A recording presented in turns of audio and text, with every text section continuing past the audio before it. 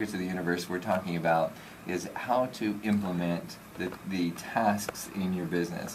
I know that may sound so boring unless you're like me and you have a to-do list about 3,600 lines long, items long, prioritized, because I do prioritize my to-do list. I probably have 300 priority 1 out of 10. And so somebody like myself to be able to hire someone like Patrice would be a perfect fit, a perfect scenario. Now, a couple of areas that, every business kind of has to have their compelling argument. I'm going to throw out the compelling argument on Patrice's behalf here, is that 80% of business startups go out of business within about 2 years. So what that means is there's certain qualities that you want to look for in a business. If you have made it past the 2-year mark, congratulations. It's like making it past the 7-year itch in marriage. But I can almost guarantee if you've made it past the first 2 years in business that you took your vision, you put it down on paper, had some kind of a business plan, had some kind of a marketing plan, and some kind of a to-do list that you are working on getting completed, and that you have some kind of an accounting system to be able to know what your net profits are, what your gains and losses are, and what your net profits are. So those are the things that make up a small business and kind of the building blocks of a small business.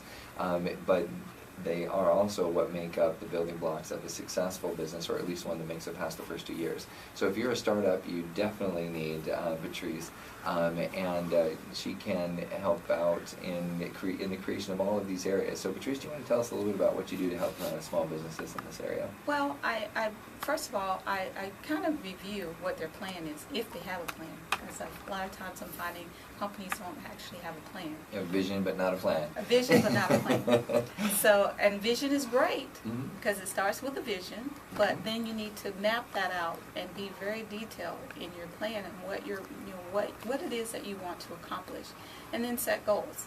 I would always suggest people to have a 6-month goal, a 1-year goal, a 2-year goal, and just down the line, because those goals help you to really visualize where you're taking your business. And if you need to change up that plan, please don't, because no plan is set in stone. Mm-hmm. You never know what types of circumstances that may come in. You may have to make some changes or do something a little different. You never know what the market is going to be like.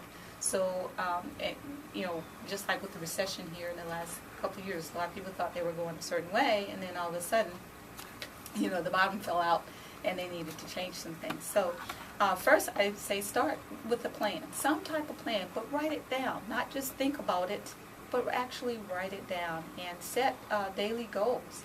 Every day you should be doing something to move your business forward. One of the things that I find is a lot of people don't keep good records. Licensing, for one. You need a business license, depending on the type of business you're doing. And now some of the cities, even when you're a home-based business, a lot of times some cities didn't require you to have a business license because it was a home-based business. But now they are. So one, you got to make sure you get your business registered. Mm-hmm. And this is the thing that I find a lot of people do. They'll register and then they'll forget that there's a yearly registration.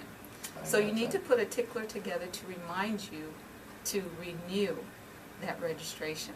Also, word to the wise, if you are going to have a home business, get your permission for it first. Because if you have a neighbor who doesn't like your home business and may have a different vendetta against you because, I don't know, you built a fence up in the wrong area and they're fighting you for other reasons, then they can actually block you from, because you actually have permission, and in many cases you have to have permission from your neighbors. So it's much easier to get permission from your neighbors before you engage or lock horns with them. So do it first. Absolutely. Talk to somebody like Patrice who knows how to help you do that. Yeah, and it's just a matter of sending a simple letter to your neighborhood to say, and this also is a good marketing strategy, because if people know that you're doing a certain business, they might have a need for your services, and you're right. People would usually buy from people that they know, so that would also be a good way to introduce your business as well. The other thing I think that is really important is setting up your books. Now, There's a lot of programs out there that you can do it yourself. But again, if you don't know what you're doing, don't do it yourself. I mean, even though the accounting, it may be free, but if you don't set it up right, you could find yourself in a lot of trouble down the line. So I would say hire a bookkeeper. PLR services do provide bookkeeping services. We also provide consultation. So what I like to do is when I'm consulting with someone and I'm looking at what type of business that they have, I would give them suggestions on what it is, that they would need. So that way they can make an informed decision on whether they would like to engage my services or, if they think they can do it on their own. By all means, I encourage you to do, because when you're a startup, your budget is limited, so, and things cost. But then you need to prioritize, and you need to also look at what is most important to your business at this point in time, or where you're starting at from that starting point. And then later you can go on what we call a maintenance plan, where I would come in and just quarterly take a look and see if there's anything that I could see that you could change or do differently. And bookkeeping service is a lot cheaper than hiring a CPA. I've had people to put everything into a shoebox, what they call shoebox accounting. Right. They put it all in the shoebox, and then they take it to their CPA or their accountant, and then they end up paying extreme amounts of money because that CPA has to go through and break all that down, when you could have simply just put your receipts into an Excel spreadsheet. Give you a tip here. Excel is absolutely wonderful, and it's very simple to use. I mean, because you don't have to, put any, use any types of accounting or anything like that. It adds and subtracts for you. So, just putting it into that Excel spreadsheet will help reduce your costs when you have to take it at the end of the year to do your financials. And that also comes to the point of mine. April 15th comes around real fast, and that's the tax deadline, and most small business are on that tax deadline. So, it makes it a lot easier when you're trying to prepare all those documents to be able to file your taxes. And so I think it's very important that you have your bookkeeping system, just so set up properly. That way it's an easy process as you go along. Absolutely. And in retail in particular, I mean, if you don't have a good bookkeeping system and you're in retail, good luck trying to catch up. The rest of us, we might catch up, but we may get in too far into the weeds to catch up. So It's like writing in your journal. If you try to go catch up 365 days writing in your journal, you don't remember what happened from day to day.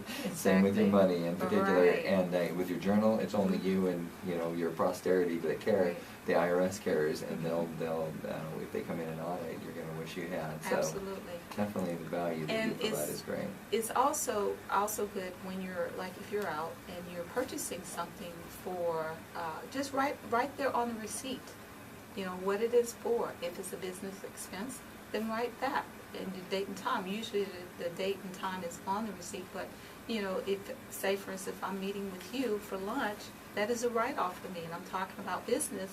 I really, if I just said a few words about business, that isn't a business expense. I can write 50% of that off. Now turn over the receipt, write down on the back of the receipt the business purpose. Absolutely. Write that purpose down, what it was for, and then later when you have the time, what I would suggest to people, because I know we all are busy, and especially if you're a one-man show business, set. On Outlook, it has a task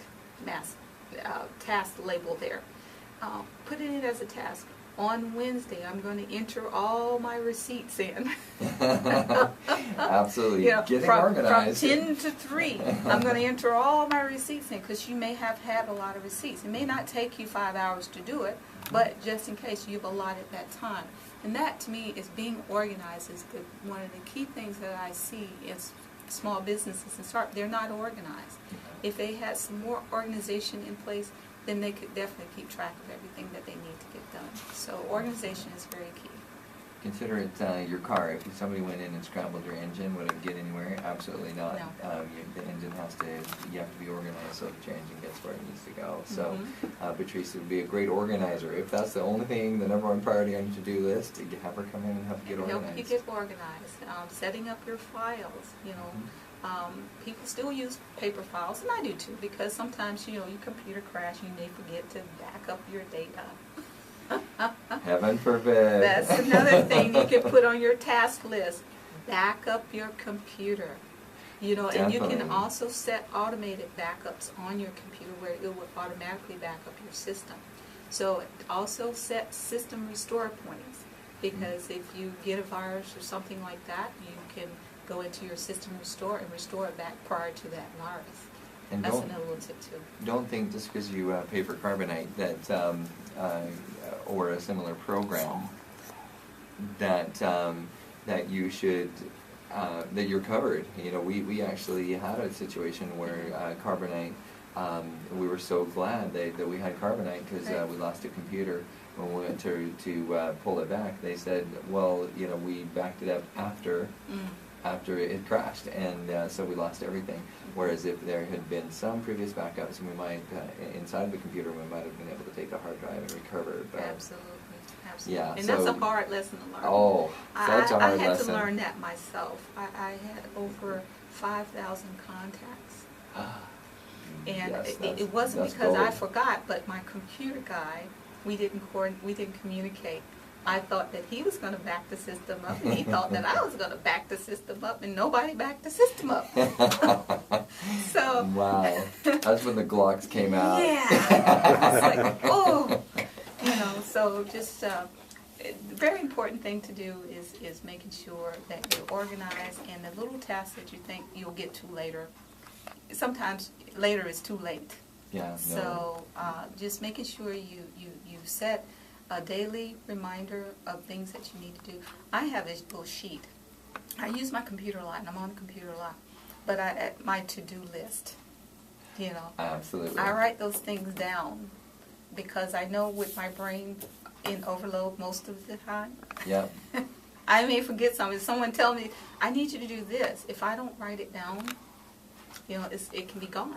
To-do lists are my sleeping pill, and we're going to find out what that means after the break. We're right up against our break. And don't go away. We'll tune in and find out how to handle to-do lists and other more exciting things when we come back.